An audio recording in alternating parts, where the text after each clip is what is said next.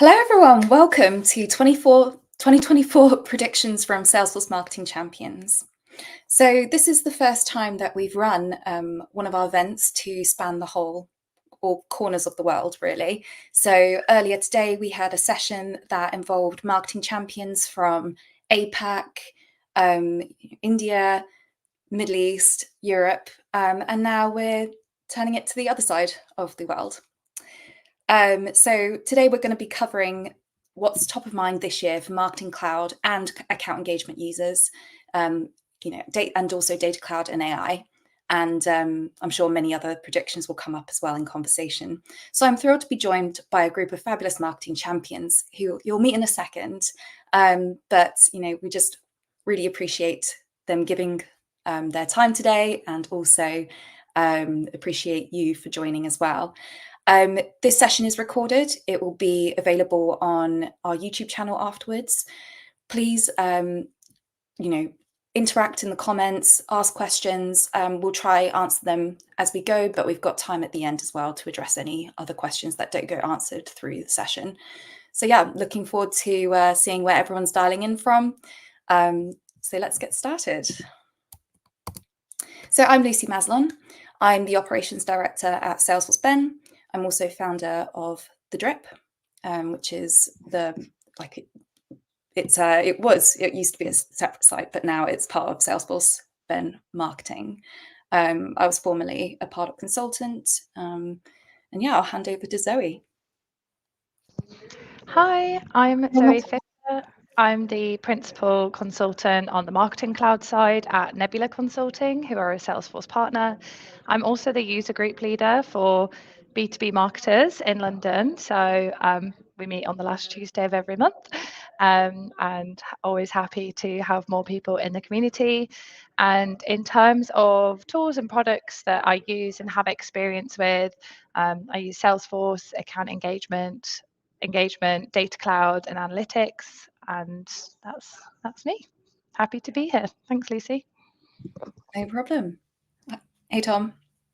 Hey, I'm Tom Ryan, founder and CEO and marketing champion at MarCloud Consulting. But that's my title. I'm basically a glorified Pardot consultant. I'm very much in the Pardot world, or marketing cloud account engagement. MarCloud's a partner as well. We focus on Pardot, Marketing Cloud, Sales Cloud, and Data Cloud.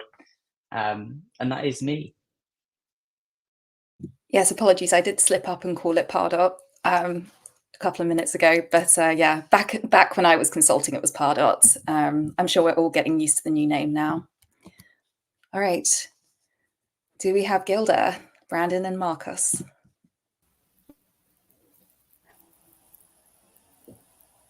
Hello, everyone. My name is Gilda Hilaire. I'm Director of Product Marketing at Salesforce. I currently lead a 400+ global program advocacy program called the Marketing Champions.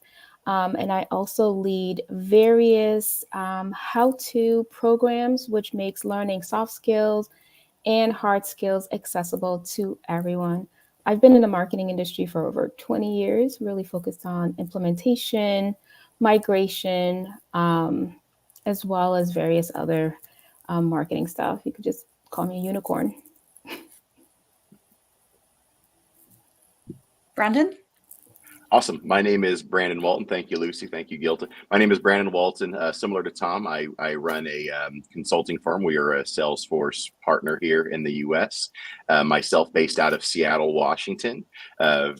Bit of a account engagement or Pardot hipster, if you will. I've started working with the platform before Salesforce owned it, when it was this scrappy startup in Atlanta. So that's what actually brought me into this greater Salesforce world. And over time, we are learning and adapting with the changes, adapting with AI, Data Cloud, you name it. So thank you for inviting me to this session, and looking forward to it. Great stuff. Got a lot of people in the comment section saying they're also looking forward to this. So yeah, let's move on to Marcus. Thank you, Lucy. Hi, everyone. My name is Marcos Duran. I am in Austin, Texas, here in the U.S. Past consultant. Now I help with marketing operations at Sercante. As a marketing manager, Other ways that I contribute to the community are also I'm a user group leader, obviously a marketing champion, and then also part of the organization called Mar Dreaming that puts together a really cool virtual event for marketers on the Salesforce platform. Super happy to be here with everybody else on this call. So I'll push it back to you, Lucy. Thank you. Thank you. Yes, I'm going to be keeping an eye out. That normally happens, my dreaming normally happens in the autumn, right after Dreamforce. Correct. Yeah. And you said you had 68 sessions. Yeah, that's just gone. So it's definitely a lot of variety across all aspects of Salesforce marketing. Great. So what will be important to your organization this year? Things move fast. There's just always something that needs looking into, new year, new goals. I'll start with you, Gilda. Man, the pressure's on to start. Working at Salesforce, I think what's important for us is really bringing the power of data, AI, and CRM and trust to every customer, right, interaction. If we think about it, I've been in this industry for 20 years. Data wasn't top of mind, but now it is. Data has become the foundation of every AI transformation. And what we're trying to do really is to bring it into the various companies and industries on the power of Data Cloud and how it connects and how it unifies and how it harmonizes data from every single source.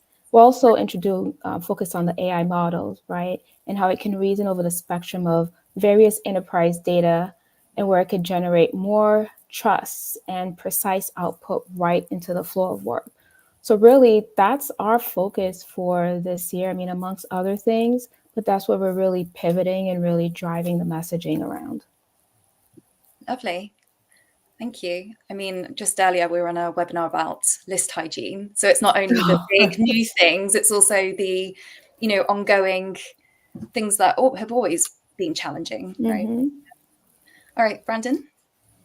Our organization is really going to be focused on systems, not only for our internal systems and optimizing those to make our efforts better, but at Cypress, we work really closely with a lot of SMB US companies, so small businesses in the US, and it's been very tough for a lot of small businesses over the last few years.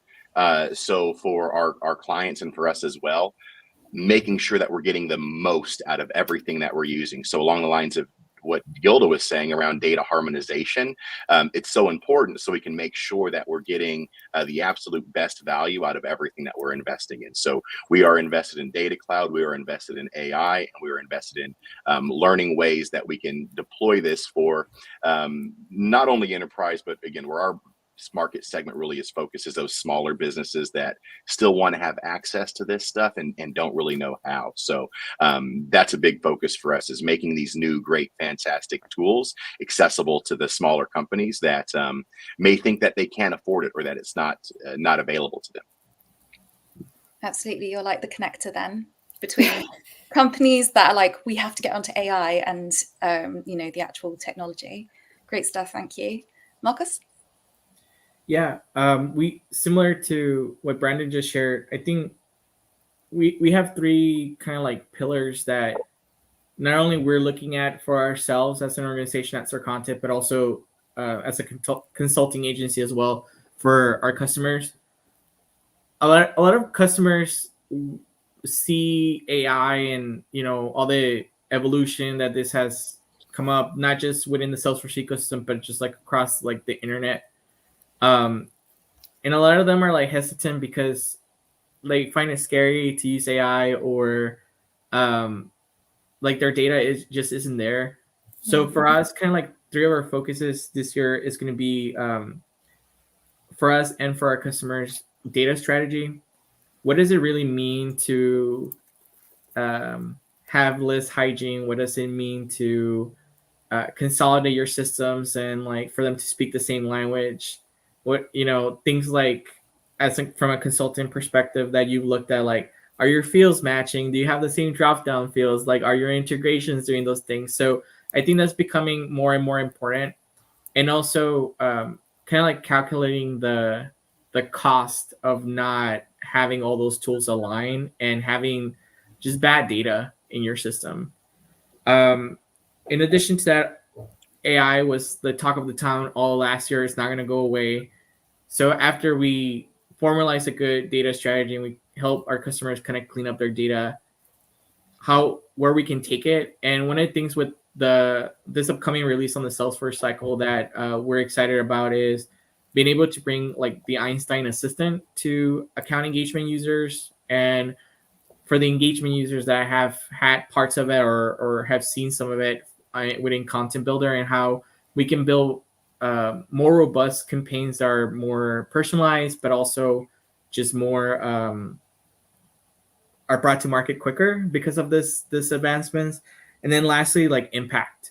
Where can we prioritize to get the biggest impact? Sometimes we spend a lot of hours strategizing events or campaigns and things like that, and then when you send them out, they don't work the way that you thought they did. So like just really like looking at the data again and seeing where can we put our eggs in what baskets to get the biggest output. I think it's going to be major focuses for everybody. And maybe I'm just echoing things that people have said in the past, but that's kind of like our charter for this year.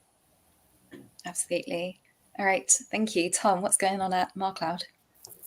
Oh, lots. So yeah, at MarCloud, we focus primarily on Marketing Cloud, both of them, account engagement and engagement. That's why we called ourselves MarCloud. So we're very much the marketing automation angle of it. So we've really got two focuses. The first one is extending the platforms. So looking at things like the basics of connecting systems, making sure they talk to each other, whether it's systems that don't sort of natively integrate, or if it's building an app for a solution that we've done before, or if it's just speeding up from campaign idea to execution. We just want to make sure that there's lots of efficiencies and tools that marketers can use to basically get from A to B really quickly and efficiently. So that's step one, is extending the platforms and building tools to support that. And the second one is just back to basics, just preparing customers for what's coming. So there's loads and loads of clients out there that need an audit, for example, or have data that isn't necessarily in the best condition ready for AI. And it's something I'll probably mention again later, is the concept of bad data in, bad data out. So you have to set up yourself for success, which is a terrible way to say that. I messed that up. Set yourself up for success by preparing your data and making sure that you're in a place where you can actually use AI, use Data Cloud. That's a great tool. We'll talk about it to sort of harmonize everything and get things sort of singing. But you need to be in that place to be able to use all of these tools and clever GPTs and so on. So those are the two: extending the platform and preparing customers for what's coming. Yeah, absolutely. Carl was saying he thinks external actions and external activities are highly underutilized. So there's a lot of potential there. Yeah. But yeah, I totally agree about the data quality point as well. It's kind of no one's favorite topic. Everybody is looking at the more shiny new things, but it's just going to exacerbate your problem massively. And it makes me nervous to think about it. All right. Last but not least, Zoe. Hello. Yeah. So what will be important to Nebula this year? I've been here just over 4 years now, which has absolutely flown by, and we've grown quite a bit and definitely still growing. And this year we're really trying to hone in on our niche, which is B2B sales and marketing lifecycle. So rather than kind of focusing on one particular area, we've got a great development team as well as our Salesforce consultants and Marketing Cloud consultants, and really working together to basically support the whole B2B sales and marketing lifecycle. Account engagement is great for that. It integrates so nicely with Salesforce, and when it works together and people have the right features enabled, the right, we've talked a lot about data, so I won't cover old ground, but have the right things in place, you can have such a nice system that will really empower your users to use it correctly. So ultimately you can do good business, right, and treat your customers well and send the right message and interact with them correctly. So we're really focusing on our own innovations to support that. Data Cloud obviously is a huge part of that as well, and I've been really interested actually seeing the development of, Salesforce Unlimited and Unlimited Plus Edition, because there's so many cool tools that are now available with those editions that are also becoming available. So, things like sales engagement that used to be high velocity sales, that has had such a game-changing makeover in the past year, and that working with account engagement as well, just bringing those two teams that are often head to head sometimes, sales and marketing, but really trying to get them together is our focus. Yeah, absolutely. It's like the old story, sales and marketing alignment, but this is like a new string to that bow to tackle this year. So yeah, sounds exciting. All right. What will be important to you personally this year? I'll mix it up a little bit. I'll ask Marcus first. Sure. Thanks, Lucy. So something that I was really passionate about when I was a consultant was like the enablement and like the training of the new customer coming on to Sales Cloud, account engagement, whatever, the platform that we were training on. And so as a content for like the last year, I've been managing our internal, or I guess our external training for, people that need to sign up for a boot camp, similar to like the Salesforce Ben's, courses that you guys have. So one of the things that that's important to me and forever and will continue to be important for me into 2024 is going to be community. And so I think for, my niche is marketers, right? And that's why we're here, marketing champions. And I think two of the focuses that I see a lot of trailblazers in this community touching, but maybe not necessarily going super in depth, are flows, right? So the feature Salesforce flows, using that, and also just how to really get started with AI. So we see a lot of like recaps of like the releases and things like that, but like I personally haven't heard a lot of stories about like, the successes with that, and the features are relatively new, so maybe that's it. But just really helping the community as a whole train up on really extending, to Tom's point, the power of just like core, but across like all the other apps, right? So marketing clouds, service clouds, all the other ones. So through flow, and then like I said, AI again, and how we can use that to tell a better story. So those are the two things that are going all back to training, but I want to start with the community first, and then of course our customers and anybody else who's willing to listen. I'm listening. Do you want to jump in, Gilda? No, if you heard clicking, that was me, because I, listed a lot of key things that all of us said. We mentioned data strategy, connecting systems, marketing cloud, AI, list hygiene, data cloud, account engagement, flows, data quality, GPT, chat GPT systems. But I think back to when I first started in this space, where there wasn't a community at all. There wasn't a home. I felt like I was on an island trying to figure out what email marketing was. So to what Marcus said, it's like that knowledge transfer and that upskilling and that relevancy and that career transformation is so important, because there are a lot of people, I feel like it doesn't matter if you're 25 years deep into the Salesforce ecosystem or this digital marketing transformation era that we're in, right? Upskilling, learning, knowledge transfer is important. Doesn't matter if you're 30 times certified, systems change every month, right? This time around last year, we were in depth with AI, and granted, it's been in our doorstep since the early 70s. We just didn't realize it. So personally, for me, this year is not only my goal, but challenging others and challenging the community. Is you have to upskill, right? And I'm not going to hoard all the information. So that's where if I know something, I'm sharing that out. And my hope is that when I share that out, Brandon sees it, he shares it out, right? I gain nothing from keeping this information, right? Because there are folks out there who know nothing about marketing, they're so focused on sales. But by us being leaders in the community and sharing that knowledge and building these programs that'll help them upskill, we've just helped somebody with that job transformation, right? That career change. We've just helped them move up the ladder. We've just helped them upskill. We've opened their eyes to new, things that they have never even thought about. So my personal goal is always just that knowledge transfer, that documentation, helping people truly understand their worth and where their career can take them in this ecosystem that we're in. So I love all the stuff that we said earlier, and I was just taking notes like, wow,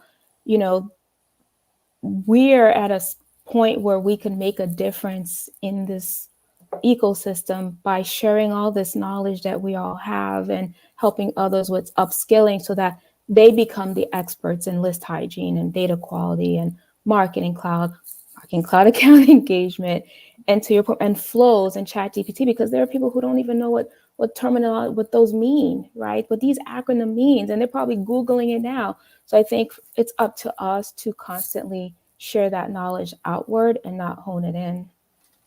Absolutely. Yeah. I think there's something very valuable also in being quite humble that, you never stop learning. You don't know everything. You should always say, this is what I wish I knew before going into this, because it's going to help loads of people, like you said. Yeah. And it will come back around. And I think someone mentioned that there's not many stories about AI usage at present, and use cases. Of course, Salesforce have outlined some use cases, but there's plenty more out there. You just want to hear, like, this is what I did. These were the constraints. These were the opportunities I had. Yeah. All right, Zoe, do you want to go next?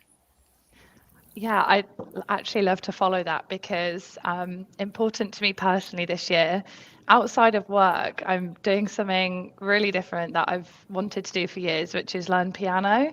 And it has been such a fun and humbling experience, because I'm starting from zero, right? And I've gone from like learning this new skill, and it's been really hard at times, but what it's done is really remind me what it's like to, Gilda, as you were just describing perfectly, like what it's like when you enter a new space and you're like, what is this? I mean, it's very different to reading sheet music, but it's so hard to, enter these new spaces. And the only way that you can progress and get better is by having, such good community and great resources like Salesforce Ben and Dreamin and all these, all the partners and everyone that contributes to these resources. So that is my personal goal this year, is to not only be able to play a few tunes, but also to like bring people along on the journey. So, I've personally experienced quite a bit of like change and announcement fatigue in the past year, where it's kind of like, oh, something else new has happened, or there's more news, and it's like quite hard to keep up. So add into that as a marketer, the skills you need today are so different to the skills that you needed back when I started out as a marketer as well. So it's a lot, and Marcus, very similar to you, I want to kind of give back. I want to focus on sharing these resources, training and sharing lessons learned, just to bring, colleagues, peers, people new to the industry, customers, everyone along on that journey.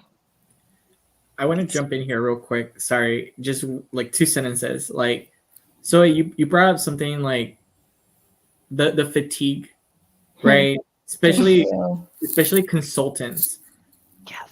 We are looked at for, dissecting the 100-page release notes, every 3 months, right?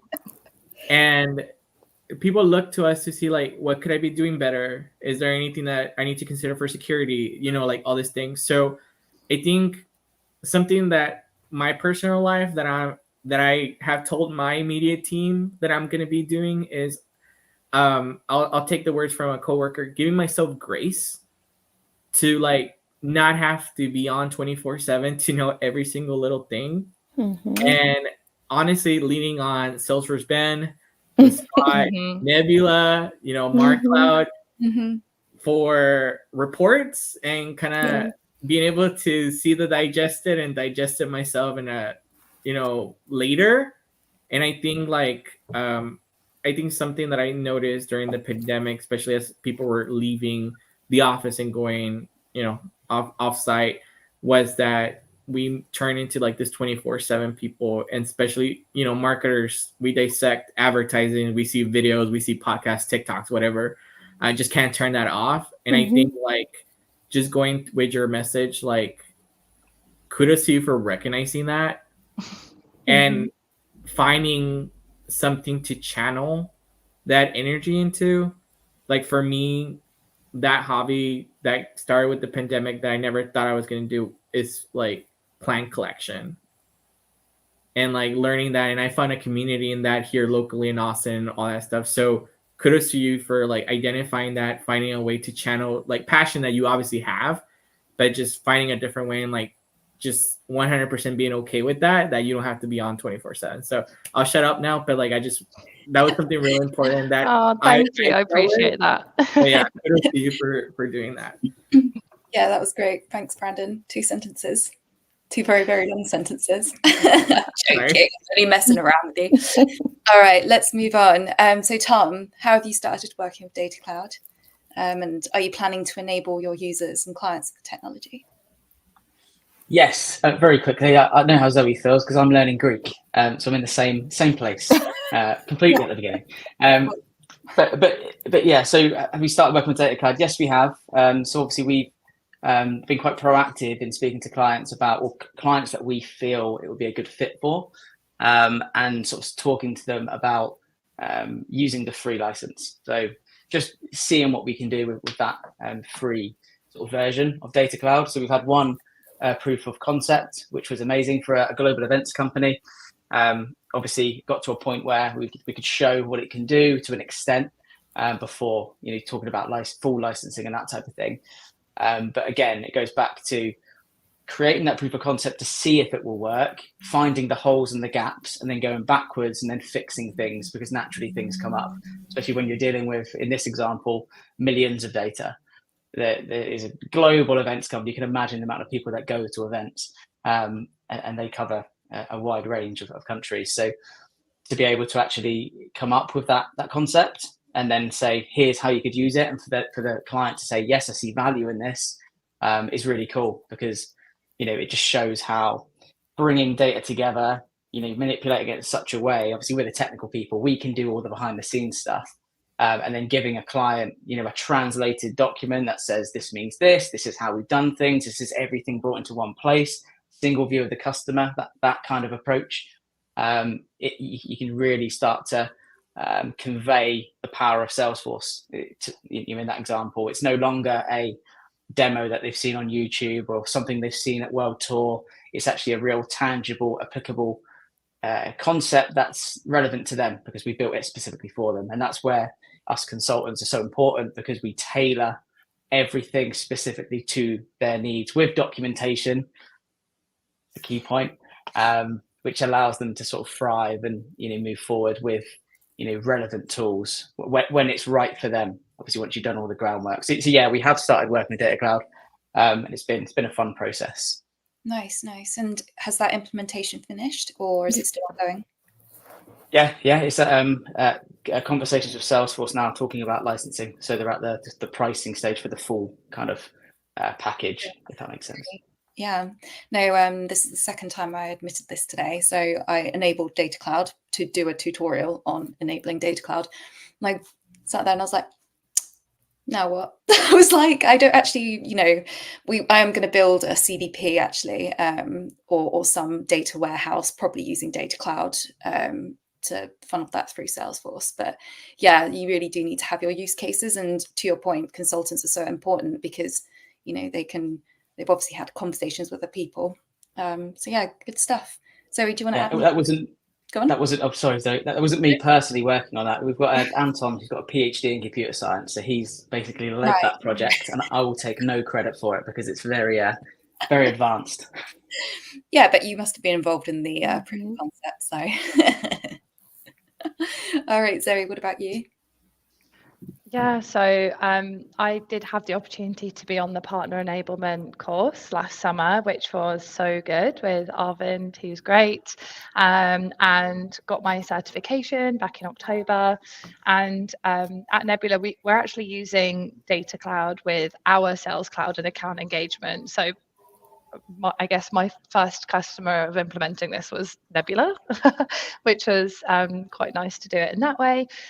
So it's been great to kind of better understand our customers. And like you say, the use cases were so important.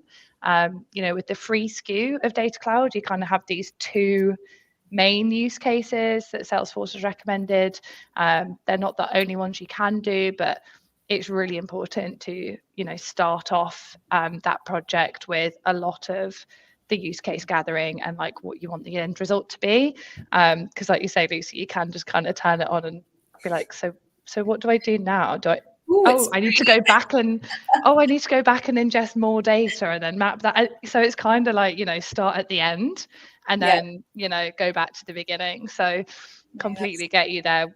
We've all done it, and so that's been great. And we've got a few customers that are getting on the free SKU as well, very similar proof of concept sort of stages, and definitely planning to introduce more customers as well. And also just to, if they're not ready to kind of enable, because I know it can be quite scary, it's like this unknown, right? And it's free, but like you have to sign the contract and things, and I think that's where there's been some nervousness with customers as well. So it's really around like education, and I've definitely realized that a lot of customers need the education first before you even like talk about the product, right? You need to educate and kind of share why it's so important and what you can get out of it, because otherwise it's really a struggle to kind of get it moving, I think. Yeah, I wonder if there's a lot of legal teams on client side I had to field a lot of questions on over time. You'll know the answers to those questions, right? And just make it very smooth for everybody. I mean, I'm just excited. Frankly, I mean, I'm surprised it took us this long to make data a priority. I am, because I'm baffled by this, right? Because I remember, 10 years ago, I'm sitting and I sat in a room for 3 days digesting data and understanding all the different data sets that we were ingesting. We were doing data cleanup. We were trying to figure out, that single source of truth. I mean, and that was 10 years ago. And it always surprises me when things become the new buzzword. Like, data should not be a buzzword for now. It should, 10 years ago, we were still digesting data, this single source of truth, and trying to understand, all of the different queries and information. This is something that's not new to marketers, right? It's always been a priority. But I'm happy now that companies are investing in tools like Data Cloud to truly help us understand programmatically what we're ingesting, how we're ingesting it, to ensure the customer is getting the right message at the right time. However, I'm still baffled by the fact that data is a priority now, when it should always, and Lucy, we're on the call this morning, it should always be a priority. We should always understand programmatically and systematically what the different data sets that we have. And we should always make it a point to clean our data. We should always make it a point to look at ways to validate and ensure that our campaigns are pulling in the right data and that we're outputting the data, and that we should understand where the data is going. All of these are things that, should always be top of mind. So let's not wait for something to be the buzzword for it to be a priority, but conversations around data and the ingestion of data and input and outputting, it should always be something that we as marketers think about from a strategic standpoint. And the other thing, what makes me excited about things like Data Cloud, is that it involves the organization as a whole, is not siloed, right? And I think a lot of times when some of these applications come, there's a battle as far as like who owns it. Marketing owns it, IT owns it, right? is it my baby or is it your baby? Okay, well, who paid for it? Who has the budget?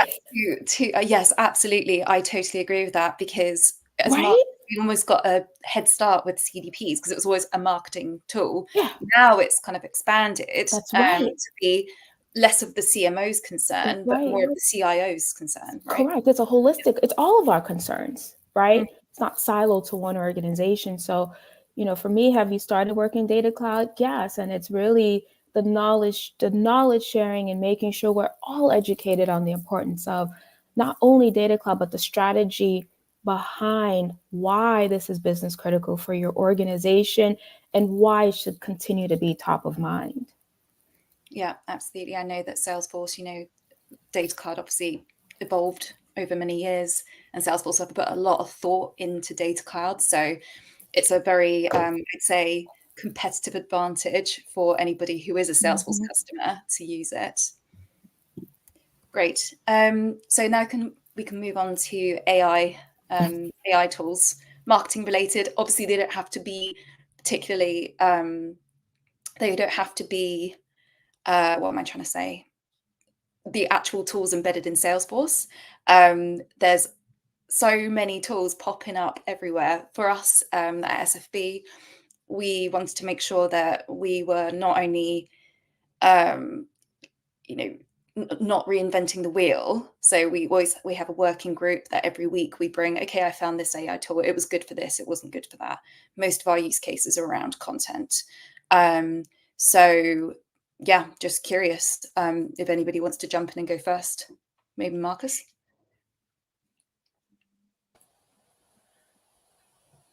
For us internally, we've been sticking to the more common use cases. So like using like Bard, ChatGPT, things like that to create some content pieces.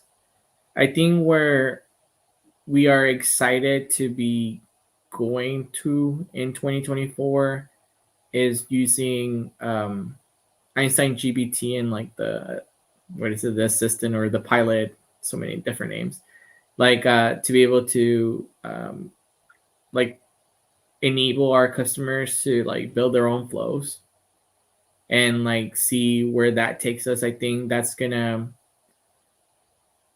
enablement is like just a big piece in terms of like AI, and I think again marketers, we're starting to see, or we've been seeing the illusion of like most organizations had an IT team with a Salesforce admin on that side, and you had marketing on the completely siloed other team.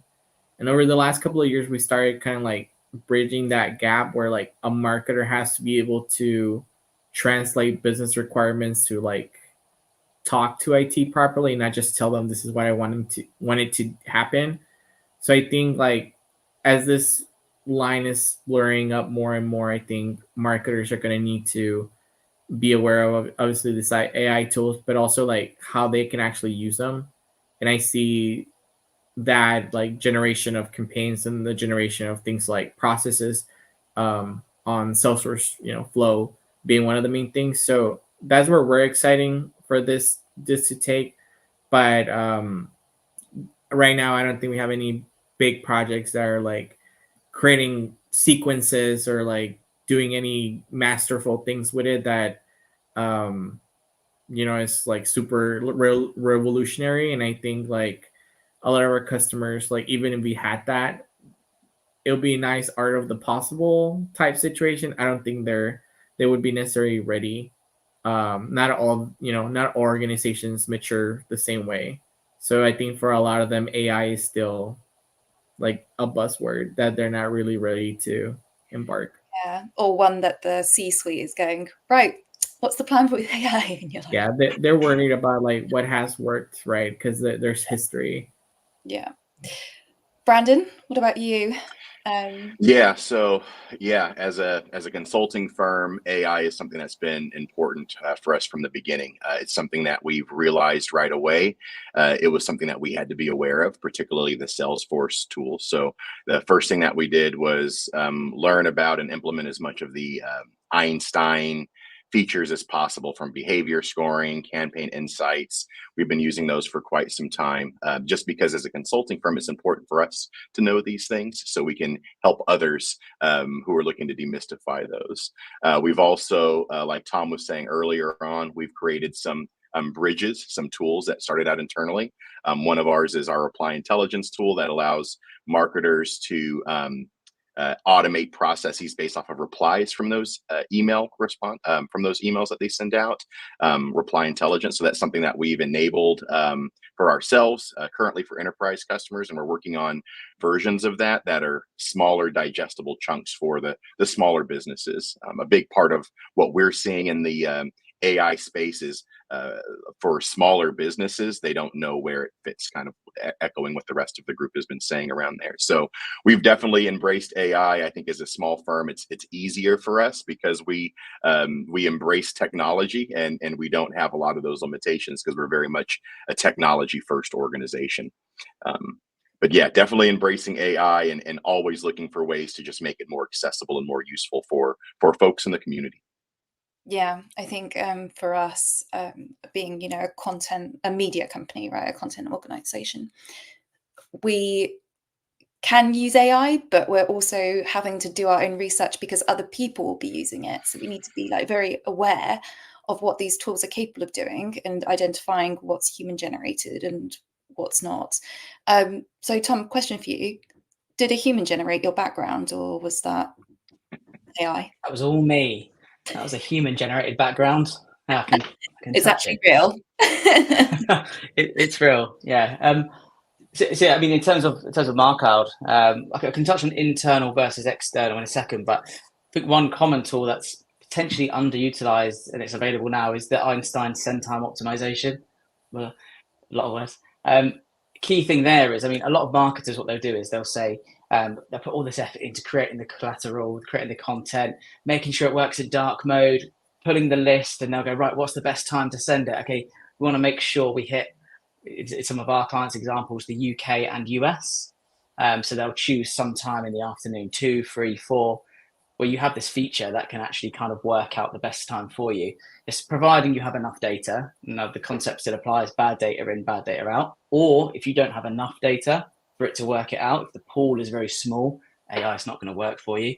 So if you do satisfy the conditions, that's a really useful tool.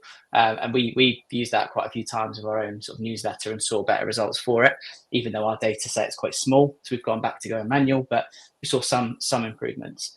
In terms of an internal tool, it's slightly marketing related because it's to do with documentation. So this aligns with sort of Gilda's comment earlier around sort of upskilling. So something I've always missed is training people. So we're building an academy, calling it the MarCloud Academy, very original. We're bringing new talent into the space, upskilling them. I'm going to spend a lot of time with them because we've produced great consultants before who've become clients. It's been great. It's that whole community feel. And as part of that, we are using AI to generate internal documentation for our wiki. So we have, last time we spoke, we didn't have a wiki, but now we do. And it's got AI built in. So as part of the marketing side of things, it's actually enabling people to do better marketing through teaching and upskilling with our internal documentation. So a bit of a kind of detached way of using it, but a way. Yeah. So you mean you use the tool to generate the stuff and put it on a wiki? It doesn't exactly. So okay. So as Marcus was sort of mentioning, there's great content out there from loads of different sources. So we've made it quite easy for, say, one of the consultants or one of the team to grab all of these different ideas, bring it into one place, use AI to repurpose it in such a way that it becomes internal documentation. Now, we've got a hard rule at MarCloud that we do not copy content. We do not use AI to create our blog content.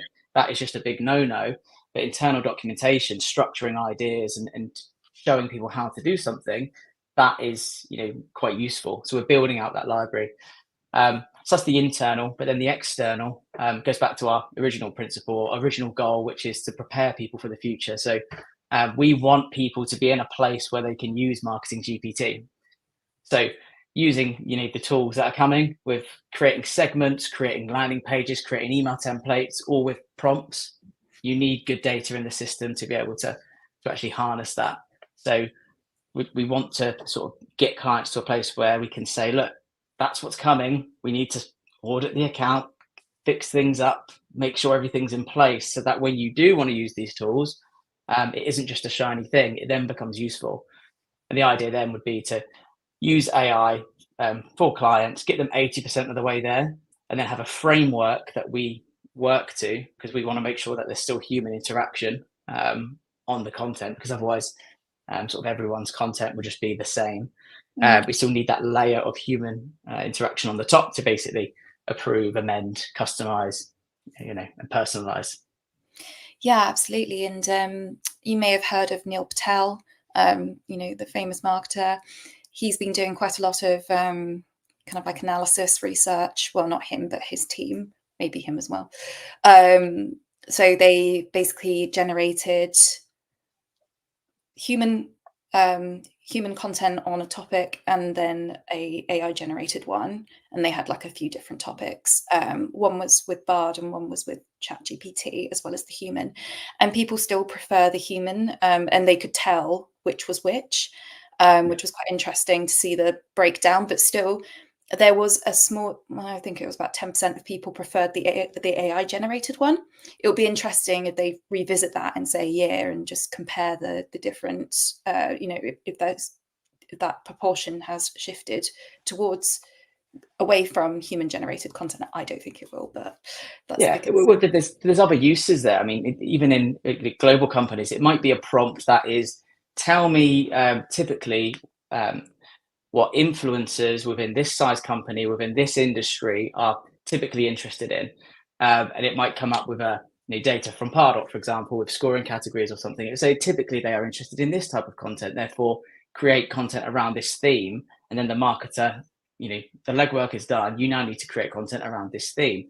You might already have an ebook that is related to that topic, therefore you can then create a campaign around that. So it's about using AI the right way to enable you rather than to do your job for you.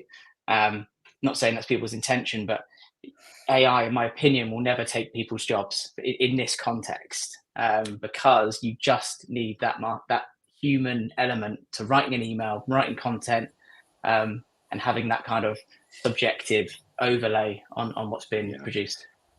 Yeah, the notion of the AI co-pilot, I think, is very important. It's not the pilot, it's the co-pilot.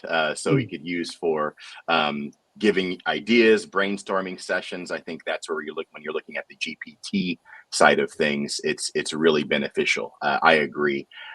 We still create our content, but when we're coming up with what our strategy is going to be, ChatGPT is in the room with us as a co-pilot, so we can feed it ideas. Hey, what do we think of this? And it really helps with writer's block or creativity blockers as well, just to help feed ideas. So I think AI as a co-pilot is a very critical concept that's going to be important for folks to embrace.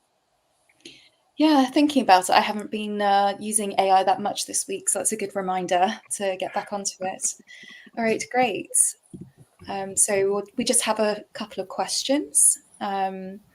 So I don't think we can answer all of your questions because some of them are perhaps future facing, and not going to speculate about that. So we've got one from Dan. He's interested in how small nonprofits can take advantage of Salesforce and AI to grow their fundraising, donations, despite small team bandwidth and potentially no designated full-time internal marketing person to manage Marketing Cloud. So anybody that's worked with nonprofits and has some tips to share, then please go for it. So there is the nonprofit success option. If you reach out to Salesforce, an account executive, you should be eligible for that. And one of the things that Salesforce started doing last year is you'll see some of those built-in Einstein features. So as you're getting into the platform, maybe it's your first time accessing the platform, you'll notice that even as a enterprise license, you'll have access to some of these features already. That gives you a nice introduction to those AI tools and some automation tools as well. So as a nonprofit, I would start with that nonprofit success package, get familiarized with those tools that are, like we say, out of the box. And then I think that's a great introduction, because you'll start paying attention to where these insights are coming from and what's feeding them. And I think that's a very useful starting point.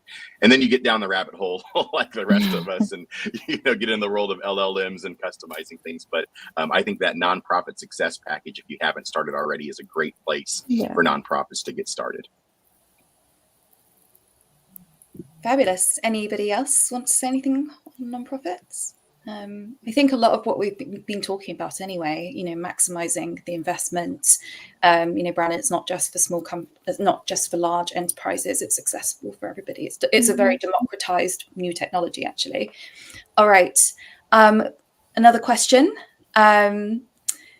This, obviously we've got Gilda here, so we're not saying, that the UX is bad or anything. What do we think about UX best practices when it is, maybe with Salesforce core platform, there's a lot that we can do in terms of flexibility of page layouts. Anybody have any thoughts here? No? I don't want to take all the answers, but I was going to say Data Cloud again.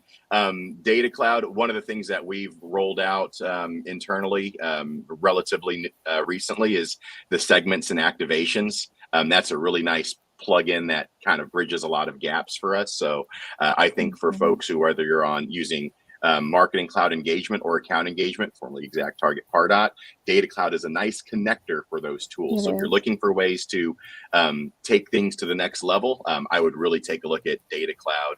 And when you talk to your AEs, I think a lot of folks will be surprised of the options that are available for Data Cloud. I think there is a little bit of a misconception that it only has to be this expensive 6-figure product, but when we rolled it out, that wasn't the case for us. So I would recommend getting that conversation going and learning about those options. Yeah, I would second that as well, is really look at the connector being Data Cloud and looking at all the features and functionalities and how you could really maximize use for it across all Salesforce platforms. Yeah. And particularly with Marketing Cloud, there's going to be some pre-built connectors for that when you get the Data Cloud product. So definitely talk to your AE and just learn about what's available for you. Good tips. Anybody else want to chip in? No? Well, okay, great. Well, thank you so much for taking the time out today to share all that insights. It's been almost an hour. It's gone by so quickly. Like I mentioned, this has been recorded and it'll be available on the Salesforce Ben YouTube channel. And I'm sure we'll get lots of content and ideas flowing for future content on the site as well. So thank you once again. We'll see everybody soon. Thank you for having us. Yeah. Thank you so much. Thank you. Bye. Bye. Cheers. Bye. Bye.